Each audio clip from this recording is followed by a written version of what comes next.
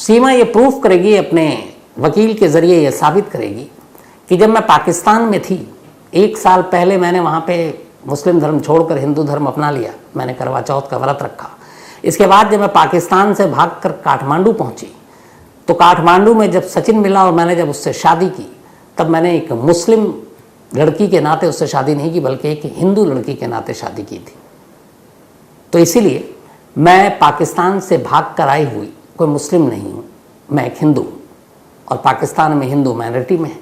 तो भारत सरकार की जो पॉलिसी है कि पाकिस्तान के भी कोई हिंदू अगर उससे नागरिकता की मांग करता है तो उस पर गौर किया जाए और उसे दिया जाए।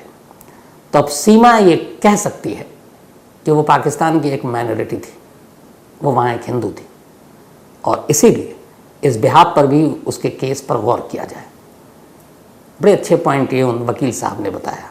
लेकिन अब यहाँ पर यह है कि सीमा को ये साबित करना पड़ेगा कि भारतीय सीमा में दाखिल होने से पहले वो मुस्लिम थी या हिंदू थी। ये पॉइंट अगर क्लियर हो गया, साबित हो गया, ये साबित हो गया कि अगर वो सचिन से मिलने से पहले, काठमांडू में शादी से पहले वो हिंदू बन चुकी थी तो फिर उसका रास्ता बहुत आसान होगा। और अगर नहीं हुआ तो जो मैंने आपको बताया कि इन 4 तरीक़ों से सिटीजनशिप हासिल की जा सकती है, लेकिन उसके लिए ज़रूरी है कि पहले सचिन और सीमा की शादी को कानूनी मान्यता मिले और उसको मिलने के लिए सीमा का धर्म बदलने के कागजात, एफिडेविट, आर्य समाज मंदिर के सर्टिफिकेट, अखबार में विज्ञापन, ये सारी चीज़ों की ज़रूरत पड़ेगी। और अब वही एपी सिंह अचानक कल से सुर्खियों में है क्योंकि अब वो सीमा हैदर के वकील बन गए हैं और उन्होंने ठान लिया है कि सीमा हैदर को भारतीय नागरिकता यानी कि इंडियन सिटीजनशिप दिला कर रहेंगे। और इसी के साथ कल ही 2 चीज़ें हो गई। पहली, खुद एपी सिंह राष्ट्रपति भवन पहुँचे, चूँकि सीमा अपने घर से निकल नहीं सकती, ज़मानत की शर्तें हैं, तो उन्होंने बाकायदा 40 पन्नों का एक एफिडेविट, एक जो अर्जी है, एप्लीकेशन है, वो लेकर प्रेसिडेंट हाउस पहुँचे कल दिन में और उन्होंने वहाँ जाकर एक एप्लीकेशन दी है। इसे मर्सी पिटीशन भी कहते हैं, रहम की अपील, दया याचिका। और इस दया याचिका में सीमा की तरफ से सब कुछ कहा गया है। सीमा ने इस दया याचिका में कहा है, और जो नाम है उसमें एक तो वो मिसेस सचिन मीना, तो उसने इस दया याचिका में कहा है कि उसने सचिन मीना से हिंदू रीति रिवाज के तहत शादी की है, 4 बच्चे हैं उसके, और इसीलिए अब वो अपने पति के साथ रहना चाहती है और उसके ऊपर रहम किया जाए और राष्ट्रपति, जो देश की प्रथम नागरिक होते हैं, वो उसे नागरिकता प्रदान करें, नागरिकता दें भारत की। ये एप्लीकेशन है। लेकिन इस एप्लीकेशन में, उन पन्नों में बहुत सारे इंटरेस्टिंग चीज़ भी लिखी है सीमा हैदर की तरफ से। उसमें बाकायदा लैला, मजनू, शीरी, फरहाद, रोमियो, जूलियट का भी जिक्र है कि इन सब ने भी मोहब्बत की और उसके भी हिंदुस्तान आने का मकसद और सिर्फ एक है और वह है मोहब्बत। उसने बॉलीवुड के 2 एक्टर के नाम भी इस एफिडेविट में या इस मर्सी पिटीशन में लिखे। उसने कहा कि अगर फिल्मी दुनिया के सितारों को उनके काम की वजह से भारतीय नागरिकता दी जा सकती है तो मोहब्बत की वजह से उसे क्यों नहीं। और इन 2 जो एक्टर हैं उनका जो नाम लिखा उसने अपने एफिडेविट में, मर्सी पिटीशन में, सीमा हैदर ने, उनमें एक हैं अक्षय कुमार और दूसरी आलिया भट्ट। बाकायदा इसमें लिखा है कि ये दोनों भी विदेशी, लेकिन इनको भारतीय नागरिकता दिया गया और ये भारत में रह रहे हैं। अब आप में से कई लोगों को पता होगा कि अक्षय कुमार के पास कैनेडियन पासपोर्ट है और आलिया भट्ट के पास ब्रिटिश पासपोर्ट है। आलिया भट्ट की माँ, चूँकि उन्होंने महेश भट्ट से शादी की थी, सोनी राजदान उनकी माँ, उनके पास ब्रिटिश पासपोर्ट था। तो आलिया भट्ट ब्रिटिश सिटीज़न है लेकिन भारत में रह रही हैं। तो सीमा का कहना है कि जब आलिया भट्ट और अक्षय कुमार को नागरिकता दी जा सकती है तो फिर प्यार की खातिर उन्हें भी दिया जा सकता है। उन्होंने ये भी कहा कि बहुत सारी पाकिस्तान की और भी महिलाएं हिंदुस्तान में शादी करने के बाद रह रही और उन्हें नागरिकता दी गई। अफ़गानिस्तान की भी बहुत सारी महिलाओं को दी गई, बांग्लादेश की भी बहुत सारी महिलाओं को दी गई, तो फिर उन्हें क्यों नहीं दी जा सकती। इतना ही नहीं, उन्होंने कहा कि अगर उनकी नागरिकता देने से पहले ये डाउट है, ये शक है कि वो एक जासूस हैं, तो नोएडा पुलिस और एटीएस पहले ही जांच कर चुकी है। अब वो चाहे तो सीबीआई, रॉ, एनआईए, किसी भी एजेंसी से उसकी जांच करा ले। इतना ही नहीं, सीमा हैदर ने यह भी कहा है कि वो हर टेस्ट से गुजरने को भी तैयार है। उसने अपने प्रेसिडेंट को भेजे मर्सी पिटीशन में लिखा है कि न सिर्फ वो बड़ी बड़ी एजेंसियों से जांच कराने को तैयार है, बल्कि polygraph test, brain mapping test, lie detector test और डीएनए ये भी कराने को तैयार है। बहुत सारे लोग डीएनए और उसके बच्चों की बात कर रहे थे। तो उसने बाकायदा एप्लीकेशन में जो प्रेसिडेंट को भेजा उसमें लिखा है कि वो ब्रेन मैपिंग से लेकर polygraph test, lie detector test, DNA सब कुछ कराने को तैयार है। सीबीआई, एनआईए, आईबी जिससे भी आप जांच कराना चाहें वो भी हम तैयार हैं। और इस जांच की रिपोर्ट के आने के बाद लेकिन आप मुझे नागरिकता दें और मुझे सचिन से अलग ना करें। तो राष्ट्रपति को ये अपील कर दी गई है। तो सीमा की जासूसी वाला मामला तो लगता है पीछे चला जाएगा, नागरिकता वाली बात अब आगे रहेगी। लेकिन आगे बढ़ूँ उससे पहले एक नाम, नूर इनायत खान। नूर इनायत खान की बायोग्राफी कुकू एफएम के ऑडियो बुक पर आप सुन सकते हैं। वजह यह है कि नूर इनायत खान जिसके पिता हिंदुस्तानी थे लेकिन माँ अमेरिकन, और कैसे वर्ल्ड वॉर सेकंड के दौरान फ्रांस और जर्मनी के बीच में जब जंग चल रही थी तो धोखे से नूर इनायत खान को मारा गया। पूरी डिटेल में नूर इनायत खान को एक नाम भी दिया गया था, स्पाई प्रिंसेस। तो बहुत ही इंटरेस्टिंग मज़ेदार ये कहानी आप कुकू एफएम के ऑडियो बुक पर सुन सकते हैं। कुकू एफएम देश का बेस्ट ऑडियो शो प्लेटफॉर्म है जिसके 15 लाख से ज़्यादा एक्टिव हिंदी पेड सब्सक्राइबर हैं और यहाँ हर महीने 4200 घंटे के कंटेंट्स के साथ ये लगातार बढ़ रहा है। कुकू एफएम ऐप पर 10,000 से ज़्यादा ऑडियो बुक हैं जिसे आप कहीं भी कभी भी सुन सकते हैं, हिंदी में सुन सकते हैं। इसमें biography, business, crime, entertainment, politics तमाम बुक हैं। क्राइम तक फैमिली के लिए इस वक्त एक खास ऑफर है। कुकू एफएम ऐप के पहले महीने के सब्सक्रिप्शन पर पूरी क्राइम तक फैमिली के लिए 50% डिस्काउंट है। यानी पहले महीने के लिए सिर्फ 49 रुपये में आपको 10,000 ऑडियो बुक का ऐसा खजाना मिलेगा जिसे आप जहाँ चाहें सुन सकते हैं और अपना ज्ञान बढ़ा सकते हैं। इस वक्त आप अपनी स्क्रीन पर एक QR कोड देख रहे हैं, इसे स्कैन करके direct Kuku FM app download कर सकते हैं। और इसके अलावा क्राइम तक फैमिली के लिए नीचे दिए गए डिस्क्रिप्शन बॉक्स में लिंक को क्लिक करें और कूपन कोड CRIME50 लगाएं, जिससे पूरी फैमिली को 50% डिस्काउंट के साथ 99 रुपये का सब्सक्रिप्शन सिर्फ 49 रुपये में मिलेगा। प्रेसिडेंट, आप सबको पता है, खुद फैसला नहीं ले पाते कि नागरिकता देनी है कि नहीं। असल में ये घूम फिर कर आएगी होम मिनिस्ट्री से, क्योंकि होम मिनिस्ट्री जो है वो क्लियरेंस देती है। और होम मिनिस्ट्री की अगर, क्योंकि ये सारी एजेंसियां होम मिनिस्ट्री को ही रिपोर्ट करती हैं, तो होम मिनिस्ट्री ने अगर अपनी हाँ कर दी तो फिर प्रेसिडेंट को कोई ऑब्जेक्शन नहीं, सीमा हैदर को नागरिकता दी जा सकती है। तो पहला काम ये हुआ 21 जुलाई को कि सीमा हैदर ऑफिशियली प्रेसिडेंट के पास, जिसका चर्चा, जिसकी बातें कई दिन से हो रही थी, तो वो सिटीजनशिप हासिल करने के लिए राष्ट्रपति के पास पहुंच गई और एक दया याचिका यानी कि रहम की अपील कर दी। इतना ही नहीं, इसी के साथ साथ एक और वकील की टीम कल ही बुलंदशहर की जो कोर्ट है, अदालत है, वहाँ भी पहुँच गई।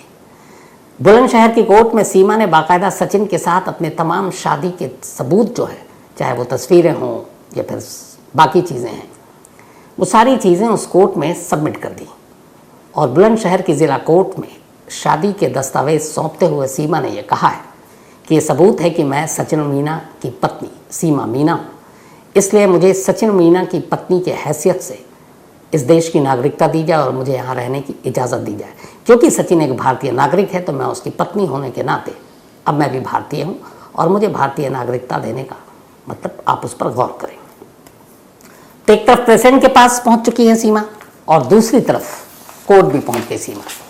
अब कोर्ट में क्या होगा इसके लिए भी इंतज़ार करना पड़ेगा और प्रेसिडेंट का क्या फैसला होता है इसके लिए भी इंतज़ार करना पड़ेगा। लेकिन अब यहाँ समझने की ज़रूरत है कि क्या प्रेसिडेंट सीमा को नागरिकता दे सकते हैं, क्या सीमा को सचिन के साथ शादी करने की वजह से ये सिटीजनशिप मिल सकती है। तो जितने कानून के एक्सपर्ट्स हैं उनसे मैंने बात की और उनकी बातों को अब आपके सामने रख रहा हूँ।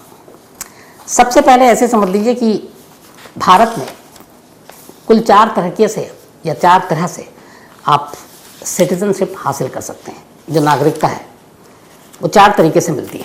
पहली, आप यहाँ पैदा हुए और पैदा हुए हैं तो आपको यहाँ की नागरिकता मिलेगी। लेकिन पैदा होने के लिए भी अलग अलग है। पहले ये था कि 26 जनवरी 1950 के बाद जो पैदा हुआ भारत में था, बंटवारा हो चुका था, जिन जिनको भारत आना था वो आ गए, तो वो भारतीय सिटीजन हो जाएंगे। फिर ये हुआ कि 3 दिसंबर 2004 से पहले तक, 3 दिसंबर 2004 से पहले तक जो भारत में है, पैदा हुआ, भारत में रह रहा, वो भारतीय सिटीजन है। फिर आया कि एक रजिस्ट्रेशन के थ्रू आप भारतीय सिटीजनशिप हासिल कर सकते हैं। नंबर 2, अब जैसे कोई एक फॉरेनर इंडिया में रह रहा है, सपोज पाकिस्तानी है, अमेरिकन है, ब्रिटिश है, 7 साल तक लगातार वो भारत में रहता है, 7 ईयर कंटिन्यू अपना देश छोड़कर, तो फिर वो अप्लाई कर सकता है, रजिस्ट्रेशन कर सकता है कि मैं चूँकि 7 साल से यहीं हूँ और इन 7 सालों में मेरा जो पूरा बिहेवियर है वो बिल्कुल अच्छा रहा है, तो उस बिना पर वो एक नागरिकता के लिए एप्लीकेशन दे सकता है और उसकी उस नागरिकता को मंजूरी भी मिल सकती है अगर वो 7 साल तक रहा है। इसमें एक तीसरा है नेचुरलाइजेशन प्रोसेस। इसके थ्रू अगर आप किसी और देश के नागरिक हैं, सपोज आप अमेरिकन हैं, ब्रिटिश हैं, आपके पूर्वज भारतीय थे, आपके दादा नाना वो सब इंडियन थे, और उसके बाद आपका अचानक एक बार फिर मन करता है कि मैं अपनी मिट्टी में लौटता हूँ, अपने पूर्वजों की धरती पर वापस चलता हूँ, लेकिन आपके पास ब्रिटिश या फिर अमेरिकन पासपोर्ट है, तो फिर आप भारत आ सकते हैं क्योंकि आप पूर्वज आपके भारतीय हैं। लेकिन आने के बाद जैसे यहाँ एक है नंबर 2 में जो बताया कि 7 ईयर कंटिन्यू रहना है और फिर आप अप्लाई कर सकते हैं। लेकिन अगर आपके पूर्वज वंशज हैं यहाँ पर तो फिर आपको आने के बाद 12 साल तक रहना पड़ेगा, और अगर आप 12 साल तक रह लेते हैं तो उसके बाद फिर आप उस नागरिकता को त्याग दें जहाँ के आप हैं, और फिर आप यहाँ की नागरिकता हासिल कर सकते हैं।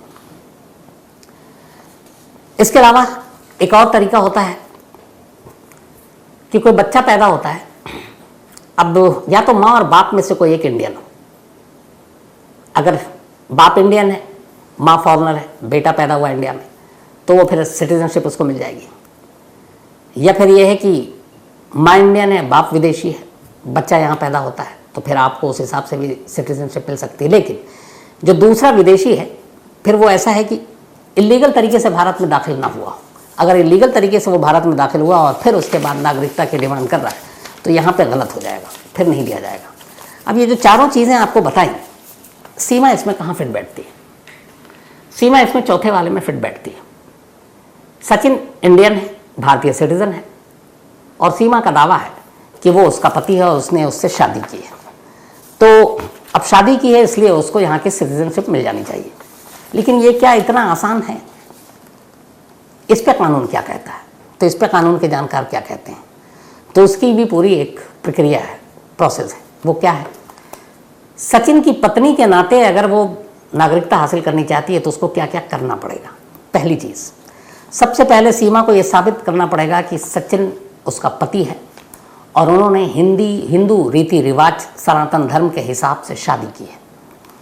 तो इसके लिए उनको उस मैरिज सर्टिफिकेट, उसका एक प्रूफ चाहिए होगा, किसी आर्य समाज मंदिर का या ऐसी संस्था जो ऐसी शादियों के प्रमाण पत्र या दस्तावेज देते हैं, सर्टिफिकेट देते हैं।